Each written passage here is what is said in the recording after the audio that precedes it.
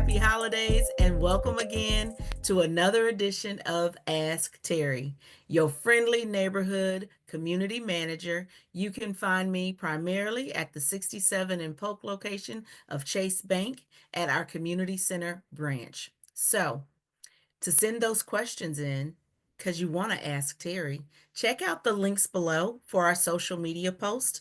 You can send a video to any of those areas.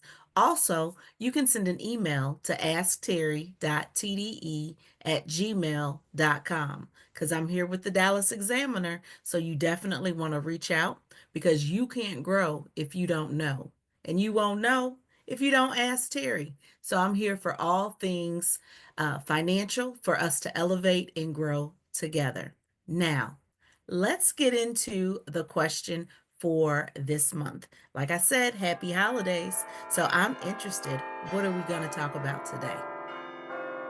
Hey Terry, the question for the month is, Dear Terry, during Christmas, youth usually receive money and gift cards from family and loved ones.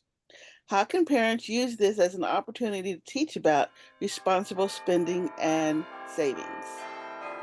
Okay, so I wrote that down because I want to make sure that I address the questions that you have. Um, And it's a good one, right? It is the holidays. We do get a little extra money. So for our kids, whether they're young or older teens, young adults, what have you, when you get that gift card, you get that cash, it can sometimes burn a hole in your pocket. But we have talked about in the past that B word, which is budgeting. So I want to lean into and go back to that topic in that conversation. So, with budgeting, you always want to make sure that we know what we need for today. And this works for mom and dad too. But when you're talking with your kids about responsible spending, right, you want to ask them different questions about what do they want to do? What do they want to have, right? One thing that I've found that has been impactful with kids and young adults is you ask the question, okay, you have $25. So do you want to go stop at a coffee house and get coffee 2 days out of the week before going to school? Or would you rather do something and hang out with your friends on the weekend? Because that's going to determine what you do with your money. If you say, you know what, we can just hang out, me and my friends at the house and watch movies, and we're not going to go anywhere, we're not going to go to the movies, we're not going to go to the mall. If you fine with just staying at home, then okay, great. Let's go to the coffee house. And you know what? On Tuesday and Thursday, we'll stop and spend that $25 on the drinks that you want. But do you want to go hang out with your friends? Do you want to go roller skating? What do you want to do? And that's going to help determine your budget. Because for our students, right, they really don't have any bills, but they definitely have desires and things that they want to do. So when we tie that back into responsible spending, let's look at what is responsible because you have a choice in what you're going to do. So let's budget your funds and your money accordingly.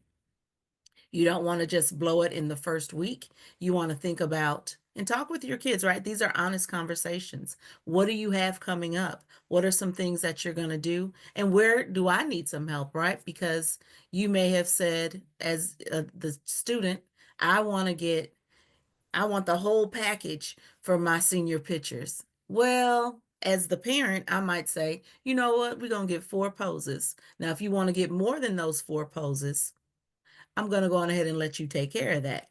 But I'm going to take care of the 4 poses that are, kind of standard. So I hope that is answering your questions as far as the responsible spending, because really it's the communication that you're going to have with your child and tying it back to their wants and their needs and making sure that you have that budget in place to say, these are the things that I want to do, that I want to spend my money on monthly. So this is how I'm going to have to allocate my funds. I'm not going to be able to go play video games at the arcade every day because I do want to go to the movies. I do want to go to the roller skating rink. I do want to do all these other things. So you'll want to make sure you have those conversations. Now, with the savings, I'm a firm believer in 20%, that 50, 30, 20. What is that? We talked about it before. 50% of your budget, or excuse me, 50% of your income is going to be for what you need. 30% is your wants, 20% is your savings. So with your kids, if you get them into that habit of everything they get off the top, they put 20% in the savings, they're going to have great financial habits growing up when they start earning those paychecks because they're already used to putting 20% away from the top, from the beginning. As soon as they get money, 20% goes into your savings account, period.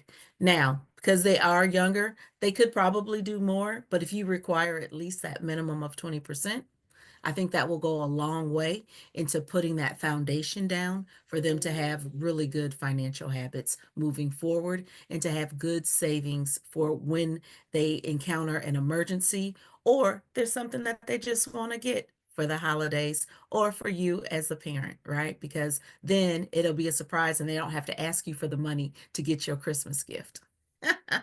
All right. Those are my responses this month. I hope, again, it helped.